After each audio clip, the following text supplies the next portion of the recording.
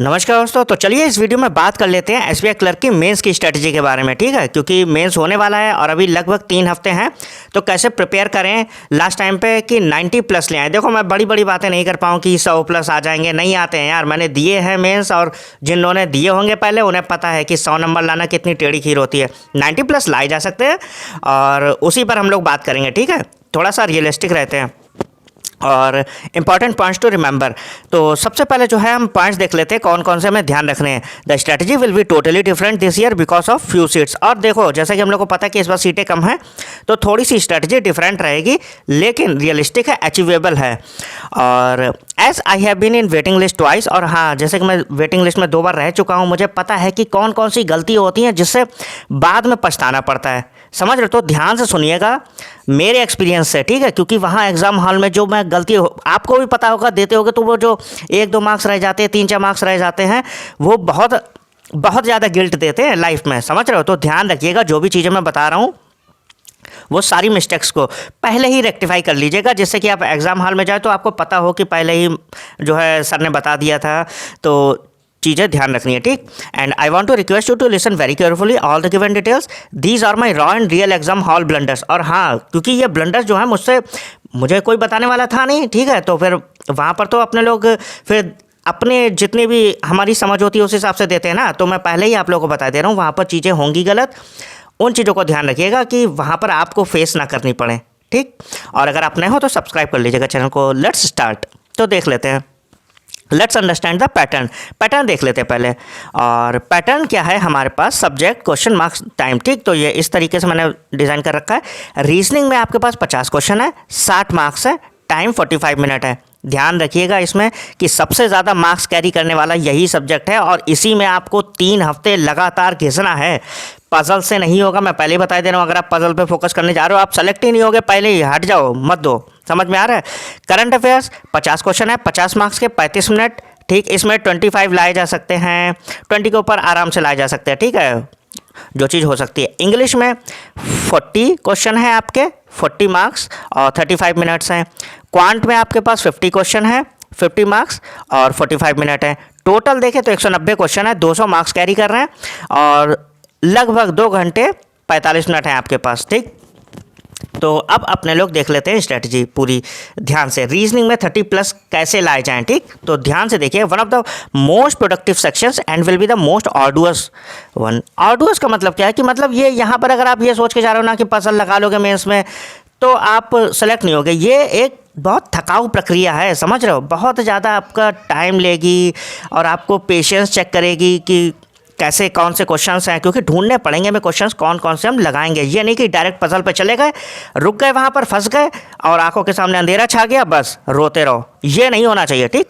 तो ध्यान से जो है हमें एक एक क्वेश्चन जो है वहाँ पर सेलेक्ट करना पड़ेगा और इसीलिए मैं जो बता रहा हूँ वो ध्यान से सुनिए। One of the biggest mistakes I have ever done in this exam is relying heavily on puzzles. मैं पजल्स, मुझे लग रहा था कि मेरी पजल्स बहुत अच्छी हैं, हो ही जाती हैं जब आप प्रैक्टिस करते हो, तो मैंने कहा कि पजल लगा लेंगे, हो जाएगा, लेकिन ऐसा नहीं होता, ठीक है। अगर आप अवॉइड कर रहे हो 1 मार्क्स के क्वेश्चन, डीएस के, अल्फ़ाबेट के, सिलॉक्स के, इनइक्वलिटी के, तो आप सेलेक्ट नहीं हो सकते। Mains is all about patience. देखो मैंने शायद लिखा भी है, ठीक है, हाँ देखो, पेशेंस। और दूसरी एक चीज़ है कि आपके अंदर एबिलिटी हो कि आपको कौन सा क्वेश्चन छोड़ना है। समझ में आ रहा है? वहाँ पर कुछ क्वेश्चन छोड़ने भी होते हैं। सो वही मैं बता रहा हूँ, I literally ruined my paper, so I would request you to be patient in mains exam. Mains में आपका कितना नर्व्स पे कंट्रोल है, समझ में आ रहा है? ये चीज़ मैटर करती है। Please listen carefully. Mains exam is all about being patient and ability to choose which question is to attempt and which one to left. यही मैं बता रहा हूँ कि आपको बहुत पेशेंटली वहाँ पर सॉल्व करने क्वेश्चंस और आपके अंदर ये स्किल होनी चाहिए कि कौन सा क्वेश्चन करना है और कौन सा क्वेश्चन छोड़ना है। Please master this skill as much as you can, it will help you lot. तो जब आप मॉक्स लगा रहे हो ना, तो इस स्किल को और ज़्यादा स्ट्रेंथन करने की कोशिश करिए, जिससे कि वहाँ पर आपसे गलतियाँ कम से कम हो, ठीक। तो सबसे पहले आपको डेटा सफिशिएंसी पे जाना है और देख लेते हैं। Focus more on DS, alphabet questions, syllogisms, inequality, direction sense, Chinese coding, input output and simultaneously on puzzles. तो पजल्स पे वो एक एक पजल मेन वाली लगा लेनी, वो ठीक है, लेकिन ज़्यादा फोकस आपको किस पे करना है, डीएस पे करना है। अल्फ़ाबेट रिलेटेड क्वेश्चंस हैं, सिलॉक्स हैं, सिलॉक्स आपको नंबर देंगी 2 से 3 नंबर, इनइक्वलिटी देगी आपको 2 से 3 नंबर, डायरेक्शन सेंस देगी आपको 2 से 3 नंबर, चाइनीज़ कोडिंग 5 नंबर दे सकती है, इनपुट आउटपुट। ये चीज़ें हैं जो आपको करनी है मेंस में। पजल आपको लगेंगी, 1 से 2 पजल आपकी 100% लगेगी, लेकिन वो आपको ढूंढनी पड़ेगी, समझ गए। आपको ऐसे नहीं पता चलेगा कि कौन सी पजल है, लेकिन ये क्वेश्चंस आपसे लगेंगे ही लगेंगे। तो आपको करना क्या है, अभी जो है आपको data sufficiency, syllogisms, direction sense, blood relation, inequality, इन क्वेश्चंस की डेली 2-2 सेट आपको प्रैक्टिस करनी है, समझ में आ रहा है। और जब आप प्रोफिशिएंट हो जाएंगे, पूरी तरीके से आपको जो है स्पीड बेटर हो जाएगी, फिर आप आराम से पजल पे भी थोड़ा ध्यान दे सकते हो। पजल आपकी इतनी तो प्रैक्टिस हो ही गई होगी अगर आप मेंस में आ गए हो कि वहाँ पर आप लगा लोगे ईजी वाली जो पजल आएंगी। 1 या 2 ईजी पजल आती ही आती हैं, वो आपको ढूंढनी पड़ेंगी, लेकिन ज़्यादातर आपके जो मार्क्स आप लेने वाले हो वो डीएस से लेने वाले हो, सिलॉक्स से लेने वाले हो, इनइक्वलिटी, डायरेक्शन से, ब्लड रिलेशन से लेने वाले हो। और ये चाइनीज़ कोडिंग और इनपुट आउटपुट में 2 में से एक क्वेश्चन आपका लगता ही लगता है वहाँ पर, समझ में आ रहा है। तो दोनों की प्रैक्टिस करके जाइएगा। अब देख लेते हैं to do list for 20 days approx 3 weeks. 4-4 set हैं आपके डेटा सफिशिएंसी के, ठीक, छोटे ही होते हैं। 4-4 क्वेश्चन आप लगाओगे, सुबह में 4 क्वेश्चन और 4 क्वेश्चन शाम में। और ज़्यादा लगा सकते हो तो ज़्यादा लगा लीजिएगा, लेकिन इतने तो लगाने ही है, 4 से 5 क्वेश्चंस आपको मॉर्निंग में। उससे आपके हैबिट बनेगी कि आप कैसे ऑप्शंस चूज़ कर रहे हो, कैसे सेलेक्ट कर रहे हो, समझ रहे हो। एकदम से नहीं होती है वो चीज़। आप कहोगे कि तीनों होंगे, तीनों ऑप्शन सही है, लेकिन ऐसा नहीं होता है। वो प्रैक्टिस से चीज़ें आती हैं, आपको ध्यान से देखिएगा, ठीक है। संजय सर हैं, वो अच्छा पढ़ाते हैं, ध्रुव सर हैं, वो अच्छा पढ़ाते हैं, उनके वीडियोज़ देख लीजिएगा। और 2-2 सेट और जो है वो चाइनीज़ कोडिंग और इनपुट आउटपुट। हाँ देखो, मैंने बताया ना कि 2 में से एक क्वेश्चन आपका लगेगा ही लगेगा, वहाँ चाइनीज़ कोडिंग या इनपुट आउटपुट में से दोनों भी लग सकते हैं अगर आपने बहुत अच्छी प्रैक्टिस कर ली है। तो 2-2 सेट आपको ये भी करने हैं मॉर्निंग और इवनिंग में। 2-2 सेट आपको inequality, direction sense and blood relation. Alphabet का वो एक आध क्वेश्चन है, वो आप सेक्शनल मॉक दो, डेली एक सेक्शनल मॉक भी दे देना, ठीक है, डेली सेक्शनल मॉक भी दे देना इसका, तो क्योंकि इसमें अच्छे खासे मार्क्स हैं यार।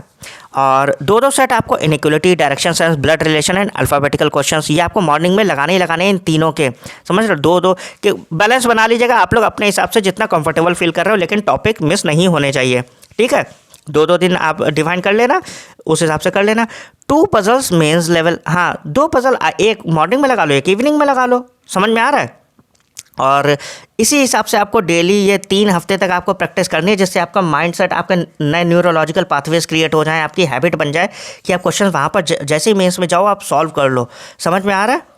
तो यही चीज़ें आपको ये मैंने दी है, ये सारे टॉपिक्स कवर होने चाहिए आपके डेली रूटीन में, समझ में आ रहा है। ये आपको मार्क्स ज़्यादा, आप कहोगे कि सर पजल पे ज़्यादा फोकस नहीं किया, पजल आपकी हो चुकी अच्छी, वहाँ पर जैसे ही आप देखोगे आपके हो जाएगा। यार ये समझो कि मैंने, पता है, इस बार मॉक्स नहीं दिए, लास्ट 2 साल से मैंने मॉक्स नहीं दिए, फिर भी मेरा IPS PO क्लियर हो गया।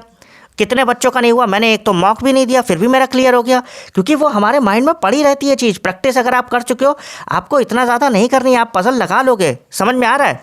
तो ज़्यादा आपको फोकस इन चीज़ों पर करना है जो ऊपर मैंने टॉपिक्स दिए हैं। अब आ जाते हैं करंट अफेयर्स पे। 25+ marks, to do list for 20 days approx 3 weeks, ठीक। हाँ तो ये इसमें टू डू लिस्ट नहीं है इसमें, क्योंकि इसमें क्या ही टू डू लिस्ट देंगे यार, समझ रहे हो। इसमें तो आपको लगातार पढ़नी है जो टॉपिक्स मैं बताऊंगा। तो first of all you have to prepare for at least 6 months current affairs. I would recommend you from April, but at least prepare from May month. देखो मैं रिकमेंड तो करूँगा अप्रैल से करो, मैंने प्लेलिस्ट भी अप्रैल से ही बना रखी है। मैं ये नहीं चाहता कि इस बार आपका कुछ भी टॉपिक छूटे, समझ में आ रहा है। और क्योंकि पिछली बार मैंने 4 ही मंथ की करवाई थी और फिर वो आई नहीं थी, तो इस बार मैं 6 से 7 मंथ की एक बिल्कुल डिटेल में वीडियोस बना रहा हूँ। आप देखोगे तो आप कहोगे इतनी न्यूज़ है और बहुत डिटेल। मैं चाहता ही नहीं हूँ कि इस बार कोई भी न्यूज़ छूटे, तो आप लोग वो प्लेलिस्ट ज़रूर देखिएगा, समझ में आ रहा है। और प्लेलिस्ट में जैसे कि आप मैंने दे रखी है बैंकिंग एंड इंश्योरेंस अवेयरनेस, भाई साहब वो गोल्ड प्लेलिस्ट है। अगर आपने वो नहीं पढ़ी, बहुत बड़ी चीज़ आप मिस कर दोगे, specially banking and insurance awareness और MOUs वाले। अभी डिफेंस का मैंने एक करा है, हालांकि वो भी आ जाएंगे, लेकिन मैं बैंकिंग और इंश्योरेंस अवेयरनेस और MOUs, ये 2 टॉपिक आप मत छोड़िएगा, समझ में आ रहा है। आपको मेरी प्लेलिस्ट भी देख लीजिए और फिर जाके क्विज़ेस दीजिए ज़्यादा से ज़्यादा। अगर आपको PDF बाई करना है तो आप देख लीजिएगा, अड्डा है और अफेयर्स क्लाउड है, किसी की स्टडी IQ है, उनके भी देख लीजिएगा। और उसके बाद जो है आपको बुक्स एंड ऑथर्स भी, अपॉइंटमेंट, स्कीम्स हैं, स्कीम से रिलेटेड है, स्पोर्ट्स रिलेटेड न्यूज़ है, ये सारी न्यूज़ भी आपको कवर करनी है। मैं सारे डालूंगा अभी, ठीक है, लेकिन मैंने अभी जून मंथ तक करवा दिया है। तो जून मंथ तक आप तब तक मेरे से पढ़ लीजिए। अगर आपको और कहीं से पढ़ना है तो आप और कहीं से भी पढ़ सकते हो, लेकिन मैं बहुत डिटेल में वीडियोज़ बना रहा हूँ बैंकिंग और इंश्योरेंस अवेयरनेस और एमओयूज़ के, वो देख लीजिएगा ज़रूर, ठीक है। और ये सारे फ्री ही है 1 वीक। हाँ, और आगे के जैसे हैं जुलाई का, सितंबर के, ये 1 वीक में आपके सारे अपलोड हो जाएंगे, ठीक। तो आप टेंशन मत लो, तब तक आप जून तक के प्रिपेयर करो। If you want मॉक्स on exam pattern for current affairs, अगर आप मॉक्स चाहते हो ना, जैसे कि एसबीआई है, आईपीएस क्लर्क के भी मॉक्स चाहते हो, क्योंकि आईपीएस क्लर्क भी तो आएगा अभी, तो अगर आप मॉक्स चाहते हो ना तो प्लीज़ ज़्यादा से ज़्यादा सब्सक्राइब करिए और चैनल पे जो वीडियो है उसके कमेंट कर दीजिएगा कि सर प्लीज़ मॉक बना दो, क्योंकि मैंने मॉक्स दिए हैं, मुझे पता है कैसे क्वेश्चन वहाँ पर फ्रेम होते हैं। समझ में आ रहा है? तो आप ज़्यादा से ज़्यादा सब्सक्राइब करिएगा, ठीक है। जितना आप सपोर्ट दिखाओगे तो फिर मैं समझ जाऊँगा कि मैं मॉक्स लेके आने हैं, ठीक है। तो ध्यान रखिएगा, आप ज़्यादा से ज़्यादा सपोर्ट, सब्सक्राइब करिए और कमेंट कर दीजिए कि सर प्लीज़ मॉक्स ले आइएगा एग्जाम से पहले 1 वीक, ठीक। तो मैं वो भी ले आऊँगा। I will definitely provide you video form. हाँ, तो मैं मॉक्स जो है वीडियो फॉर्म में मैं आपको प्रोवाइड करा दूँगा। फिर देख लेते हैं focus more on banking and insurance awareness. हाँ, जो जैसे कि मैं कह रहा था, and MOU, RBI, SEBI, SBI news, these 2 topics are the backbone of this exam. और ये सही बात है, ये बिल्कुल बैकबोन है इस एग्जाम की। अगर आपने आरबीआई से रिलेटेड, एसबीआई से रिलेटेड, सेबी से रिलेटेड न्यूज़ नहीं पढ़ी है, इंश्योरेंस अवेयरनेस, तो बहुत ज़्यादा दिक्कत हो जाएगी आपको। समझ में आ रहा है?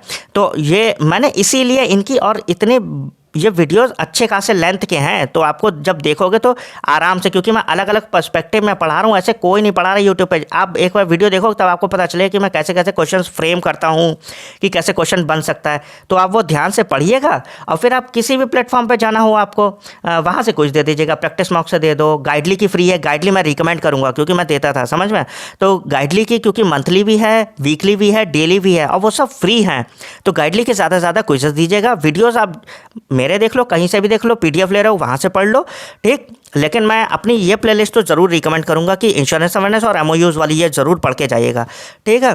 और जुलाई का, सितंबर की अभी नेक्स्ट वीक में मैं अपलोड भी कर दूँगा, ठीक। और अक्टूबर भी आ जाएगी, बस थोड़ा सा टाइम दीजिए, तब तक आप जून तक पढ़ लीजिएगा, ठीक है। और हाँ, वही है, अलग अलग पर्सपेक्टिव से मैंने बता रखा है। और उसके बाद क्विज़ेस ज़रूर देनी है आपको। मैं मस्ट कह रहा हूँ, केवल वीडियो से पढ़ने से कुछ नहीं होगा। मैं केवल यहाँ पर प्रमोशन नहीं कर रहा हूँ। अगर आप केवल वीडियोस के बेस पे जा रहे हो, आप फेल हो जाओगे। क्योंकि देखो यार, मैं कितना भी कर लूँ ना, मैं क्वेश्चंस को एक लिमिटेड डायरेक्शन तक ही कर सकता हूँ ना। वो लोग एक्सपर्ट हैं, तो जितना मुझे कोशिश करता हूँ मैं बनाता हूँ। लेकिन जब आप अलग अलग क्वेश्चंस दोगे ना, स्पेशली गाइडली की, तो वो लोग अलग अलग तरीके से वो भी क्वेश्चंस बना रहे हैं। समझ में आ रहा है? तो गाइडली की भी दीजिए, अड्डा की भी दीजिए, जितनी आपको अवेलेबल है, स्मार्ट कीड़ा, जो भी क्विजेस आप अलग अलग प्लेटफॉर्म से दीजिए करंट अफेयर्स की, ठीक है। उससे आपका माइंड और ज़्यादा अलग अलग सोचने का नज़रिया आपका बढ़ेगा कि क्वेश्चन ऐसे भी फ्रेम हो सकता है, ठीक। तो क्विजेस ज़्यादा से ज़्यादा देना, लेकिन पहले आप न्यूज़ पढ़ो, ठीक। जितनी भी न्यूज़ है वो सब ध्यान से पढ़िएगा, थॉरली पढ़िएगा।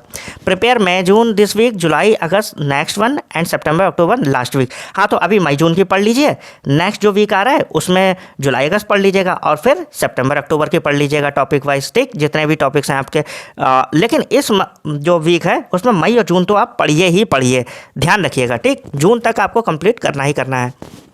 फिर है डोंट गो फॉर, हाँ अब इंग्लिश है, इंग्लिश में 25 मार्क्स कैसे लाए जाएं ये ध्यान रखिएगा। और don't go for syllabus in this subject, otherwise you will be doing blunder. हाँ, इसमें सब्जेक्ट पूरा सिलेबस मत पढ़ना। समझ में आ रहा है कि ग्रामर के रूल पढ़ने बैठ गए, नहीं। आप बस टॉपिक वाइज मार्क्स दो, समझ रहे हो, चैप्टर वाइज जो भी आपकी क्विज़ेस दे रखी होती है, और ज़्यादा से ज़्यादा मार्क्स देने, इसमें और कुछ नहीं करना है। 20 डेज़ की प्ले लिस्ट क्या है, इसमें एक एक आरसी मॉर्निंग और इवनिंग में देना ही है, क्योंकि वहाँ पर दो आरसी आने वाले हैं।